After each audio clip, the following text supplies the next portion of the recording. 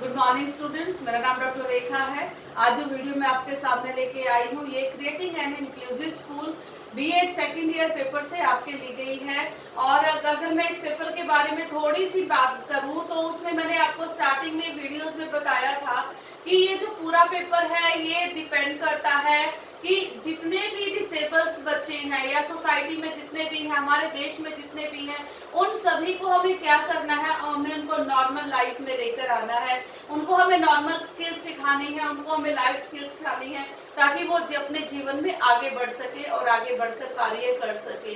तो अगर उस नॉर्मल बच्चों की बात करें तो नॉर्मल बच्चे भी इनको एक्सेप्ट करने लगे हैं अब। तो अगर स्टार्टिंग की बात करें तो मैंने आपको बताया था कि स्पेशल एजुकेशन का प्रोविजन था ऐसे बच्चों के लिए जो कि जिनमें की इस प्रकार की कोई भी डिसेबिलिटीज थी, तो उनको स्पेशल एजुकेशन में स्पेशल स्कूल्स में पढ़ाया जाता था। तो उनको उन्हीं के अकॉर्डिंग उनकी डिसेबिलिटीज दी जाती थी। लेकिन वहां पर प्रॉब्लम क्या आई कि जो बच्चे थे ऐसे वो नॉर्मल स्किल्स या फिर डेली स्किल्स नहीं सीख पा रहे थे। तो उसमें क्या किया गया कि ऐसे बच्चों को सेकंड ऑप्शन दिया गया, that was of integrated education, एकीकृत शिक्षा का प्रोविजन दिया गया। तो उसमें क्या किया गया कि ऐसे बच्चों को स्कूल में बुलाया गया, लेकिन स्कूल ने ये कहा वी वेलकम यू, हम आपका स्वागत करते हैं, लेकिन हमारे पास आपके लिए कोई भी असिस्टिव डिवाइसेस मौजूद नहीं है स्कूल में। हम आपकी जो इंफ्रास्ट्रक्चर और असिस्टिव डिवाइसेस है वो हम आपको प्रोवाइड नहीं किया कर सकते। और थर्ड स्टेप में इंक्लूजन किया गया। इंक्लूजन में क्या था कि जो ऐसे बच्चे थे, डिसेबल स्टूडेंट्स थे, उनको नॉर्मल के साथ बिठा के पढ़ाया गया ताकि वो नॉर्मल स्टूडेंट से स्किल सीख सके, ताकि वो नॉर्मल स्टूडेंट्स के साथ चल सके, ताकि वो नॉर्मल स्टूडेंट्स की तरह ही अपने लाइफ लीड कर सके। तो नॉर्मल स्टूडेंट्स के साथ उनकी लाइफ लीड करने के लिए ये इनिशिएशन लिया गया हमारी सरकार के द्वारा। और यहाँ पर क्या कहा गया, we welcome you and we have everything whatever is required by you. जो आपको चाहिए वो हर चीज हमारे पास मौजूद है, चाहे वो इंफ्रास्ट्रक्चर की बात करें, चाहे आप रिसोर्स टीचर की बात करें, चाहे आप स्पेशल टीचर की बात करें। तो ये 3 स्टेप से होकर गुजरी थी हमारी इंक्लूसिव एजुकेशन। आज हम इंक्लूसिव एजुकेशन की बात करें तो हम बात करते हैं कि 6 to 14 ईयर जितने भी स्टूडेंट्स हैं उनको हमें क्या देना चाहिए, फ्री एंड कंपल्सरी एजुकेशन। ये हमारे कानून में भी कहा गया है। लेकिन जब तक ये वाकई में ग्राउंड लेवल पर इम्प्लीमेंटेशन नहीं होगी तब तक कुछ भी नहीं हो सकता। हम बात करते हैं कि ऐसे बच्चे की जो गरीबों के बच्चे हैं, गरीब एरियाज में रहते हैं या फिर ऐसी बस्तियों में, स्लम्स में रहते हैं, वहां तक एजुकेशन नहीं पहुंच पाती। तो वाकई में अगर हम ग्राउंड लेवल पर काम करना चाहते हैं तो हमें ऐसे बच्चों के लिए काम करना पड़ेगा और ऐसी जगहों पर जाकर भी काम करना पड़ेगा कि जहां पर इस तरह के जो बच्चे हैं वो मौजूद हैं। तो अब आज की बात करते हैं। तो आज का हमारा टॉपिक है implementation and strategy in for inclusion in society and school, कि किस तरह से आप स्ट्रेटजीज को बना सकते हो और कैसे उन स्ट्रेटजीज को इम्प्लीमेंट कर सकते हो for these types of students, ऐसे बच्चों के लिए जो कि डिसेबल है, कि क्या स्ट्रेटजी उनके लिए बनाई जानी चाहिए, किस तरह के प्रोविजन उनके लिए हो और उन स्ट्रेटजीज को आप किस तरह से इम्प्लीमेंट कर सके। उन चीजों के बारे में आज हम देखेंगे कि कैसे स्ट्रेटजी बन सकती है और किस तरह से इम्प्लीमेंट हो सकता है सोसाइटी के लिए और स्कूल के लिए भी। अगर हम बात करें सोसाइटी के लिए तो सोसाइटी के लिए आज भी इन बच्चों के लिए कैसा एटीट्यूड है, एक नेगेटिव एटीट्यूड है, एक सेग्रेशन की बात करती है सोसाइटी ऐसे बच्चों के लिए, एक अलगाव की बात करती है कि इनको इंक्लूड करना सोसाइटी के लिए बहुत इजी नहीं है। तो बहुत सारी हर्डल्स जिनकी हमने बात की थी, कि बहुत सारी प्रॉब्लम्स हैं ऐसी जिनकी हमने बात की थी, जो रुकावटें हमारे इस रास्ते में आएंगी उन रुकावटों की हमने बात की थी। तो आज हम बात करते हैं कि उन रुकावटों को दूर करके उसके बाद हम क्या स्टेब्लिश कर सकते हैं, क्या स्ट्रेटेजीज बना सकते हैं और किस तरह से उनका इम्प्लीमेंटेशन कर सकते हैं ताकि ऐसे डिसेबल बच्चों को हम नॉर्मल स्कूल में और सोसाइटी के अंदर एस्टेब्लिश कर सके। तो आइए देखते हैं कि किन प्रोविजन से हम ऐसा कर सकते हैं। तो फर्स्ट देखिए, establishment of schools in remote areas. बहुत सारे हिली एरियाज और रिमोट एरियाज ऐसे हैं जहां पर स्कूलों नहीं है या फिर वहां पर दूर दूर तक स्कूलों का नाम नहीं है। तो हमारी गवर्नमेंट को ये चाहिए कि ऐसे एरियाज में भी स्कूल को एस्टेब्लिश करवाए ताकि उन बच्चों को एजुकेशन मिल सके जहां तक एजुकेशन नहीं पहुंच पा रही है। Next is transport facility. कई बार ऐसा है कि ट्रांसपोर्ट फैसिलिटी, यातायात की सुविधा वहां पर मौजूद नहीं है जहां पर ऐसे स्टूडेंट्स हैं या फिर जहां पर ऐसे बच्चे रहते हैं, तो उन बच्चों को ट्रांसपोर्ट की फैसिलिटीज भी जो है वो दी जानी चाहिए ताकि वो आसानी से स्कूल में आ सके, अप्रोच कर सके, असेस कर सके।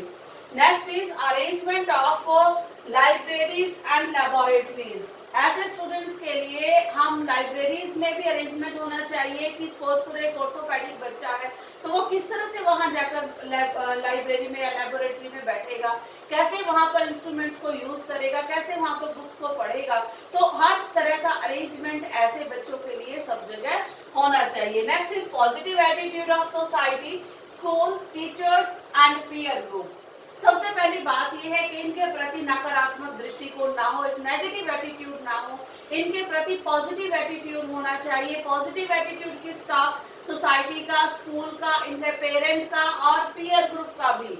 ठीक है, तो इनके प्रति जब हम अपनी सकारात्मक दृष्टिकोण रखेंगे और जब हम ये सोचेंगे कि ये बच्चे भी हमारे देश का एक अहम हिस्सा है और ये भी कुछ कर सकते हैं जीवन में, ये भी आगे बढ़ सकते हैं, तभी हम उनके प्रति सकारात्मक दृष्टिकोण भी रखेंगे और उनको साथ लेकर चलने में भी सक्षम होंगे। नेक्स्ट देखिए, अवेयरनेस रिगार्डिंग गवर्नमेंट पॉलिसीज। अब सरकार ने बहुत सारे प्रोविजंस ऐसे स्टूडेंट्स के लिए किए हुए हैं, बहुत सारी पॉलिसीज हैं, बहुत सारे ऐसे प्रोग्राम हैं, बहुत सारे ऐसे प्लान हैं जो हमारी गवर्नमेंट ने ऐसे बच्चों के लिए बनाए हैं। सबसे पहले है कि जो अथॉरिटीज हैं, जो टीचर्स हैं, रिसोर्स टीचर हैं, जो स्पेशल टीचर है, उनको इन कानूनों के बारे में जानकारी होनी चाहिए कि ऐसे बच्चों के लिए यानी कि डिसेबल बच्चों के लिए किस किस प्रकार से कानून बनाए गए हैं और उनको हम किस तरह से बेनिफिट दे सकते हैं। क्योंकि सबसे पहले अगर हमें उन कानूनों की जानकारी होगी तभी हम उन बच्चों के लिए कुछ कर पाएंगे। अगर स्टूडेंट्स ने modification in curriculum and learning experiences, तो मॉडिफिकेशन इन करिकुलम अगर हम बात करें कि जनरल करिकुलम से हम इन बच्चों को पढ़ा सकेंगे, no, it will not be possible. इन बच्चों को अगर हम पढ़ाना चाहते हैं तो इनके लिए हमें इनकी एबिलिटीज और इनकी डिसेबिलिटीज और इनके नीड, इनके इंटरेस्ट के अकॉर्डिंग ही हमें करिकुलम फ्रेम करना पड़ेगा।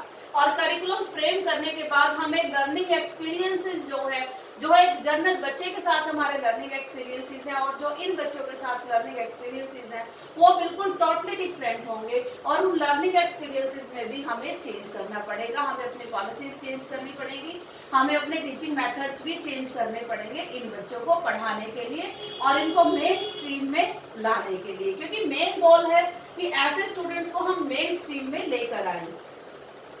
Next is physical, human resources, sports services, aids and appliances. Okay, physical resources जैसे हम लोग टीचर्स हैं, ठीक है, जैसे हमने बात की लैब्स की, लेबोरेटरीज की, रूम्स की, इंफ्रास्ट्रक्चर की, रैम्प्स की, तो ये सारे के सारे क्या हैं? ये सारे के सारे क्या है? फिजिकल रिसोर्सेज है। और human resources, we people are the human resources here ना, क्योंकि हम लोग क्या हैं, हम लोग special as a special teacher काम कर सकते हैं, एज अ रिसोर्स टीचर काम कर सकते हैं। तो इनके लिए तो फिजिकल रिसोर्सेज की और एक ह्यूमन रिसोर्सेज की रिक्वायरमेंट जो होती है उसको फुलफिल किया जाना चाहिए। Sports services means what ever is required bye them. ऐसे बच्चों के द्वारा जिस भी तरह की सुविधाएं जो है वो चाहिए उन बच्चों को। स्पोर्ट्स सर्विस या जिस चीज की स्पोर्ट की उनको आवश्यकता है वो स्पोर्ट्स सर्विसेज ऐसे बच्चों को प्रोवाइड करवानी चाहिए जो कि डिसेबल है। उसके बाद एड्स एंड अप्लायंसेस की बात करते हैं। हमने बात की थी अगर कोई वी आई है तो उसके लिए मैग्नीफायर की जरूरत पड़ेगी, बड़े फॉन्ट की बुक की जरूरत पड़ेगी, ब्रेन की जरूरत पड़ेगी, कोई एच आई है उसके लिए ऑडियोमीटर की जरूरत पड़ेगी, ठीक है। अगर कोई डीफ एंड डम है तो उसके लिए आपको पता है कि स्पीच थेरेपिस्ट की आवश्यकता हमें होगी। तो इन सब चीजों को हमने उन बच्चों के लिए प्रोविजन करवाना है। Next is application of full inclusion model.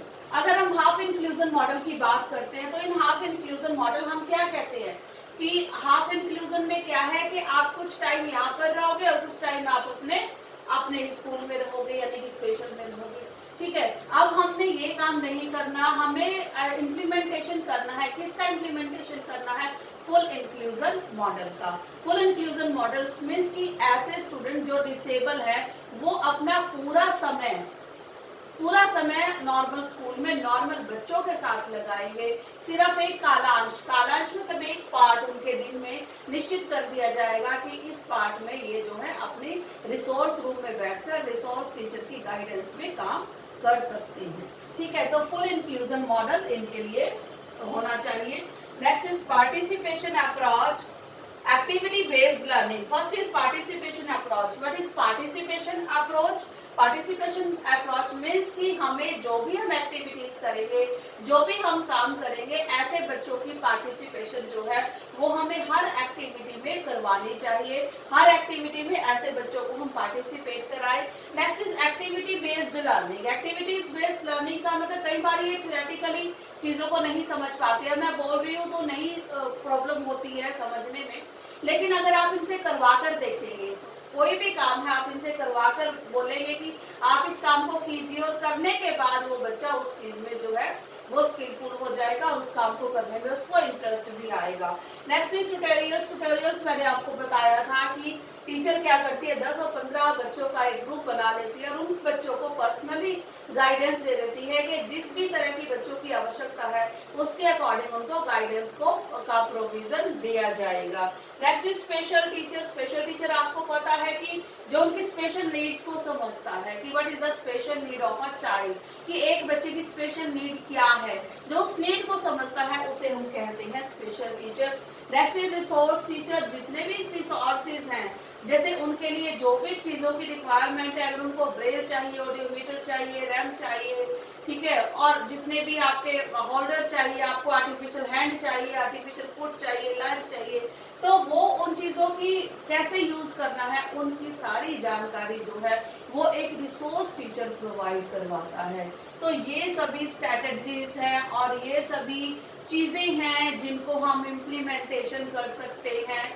किसके लिए? इन बच्चों की एडजस्टमेंट के लिए। एडजस्टमेंट कहाँ पर? सोसाइटी में एडजस्टमेंट, स्कूल में एडजस्टमेंट, और इसी के द्वारा इनकी एडजस्टमेंट जो है वो पॉसिबल है। और आई होप बच्चों की आज का जो हमारा टॉपिक है, जो हमने इंक्लूसिव एजुकेशन की बात करी और ऐसे स्टूडेंट्स की बात करी जो डिसेबल्ड स्टूडेंट्स हैं और उनके लिए प्रोविजन की बात की, तो I hope everything will be clear to you. Okay students, have a nice day.